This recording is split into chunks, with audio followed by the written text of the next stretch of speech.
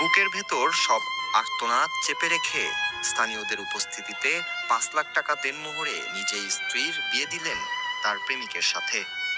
ভালোবাসার মানুষের সুখের কথা ভেবে নিজের জীবনের সব সুখ বিসর্জন দিয়ে আলম যেন এক বিচিত্র দৃষ্টান্ত স্থাপন করলেন, যা দেখে উপস্থিত গ্রামবাসীও চোখের জল ধরে রাখতে পারেনি।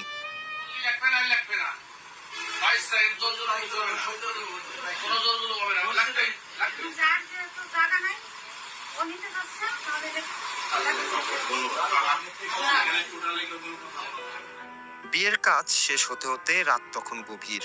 আলম শুধু বিয়ে দিয়েই ক্ষান্ত হলেন না, নিজ হাতে নবদম্পতিকে নিয়ে গেলেন বাস কাউন্টারে। নিজ দায়িত্বে তাদের তুলে দিলেন লক্ষ্মীপুরগামী বাসে। বাসটি যখন অন্ধকারে মিলিয়ে যাচ্ছিল, তখন হয়তো ৩ সন্তানের ভবিষ্যতের কথা ভেবে আর প্রিয়তমা স্ত্রীর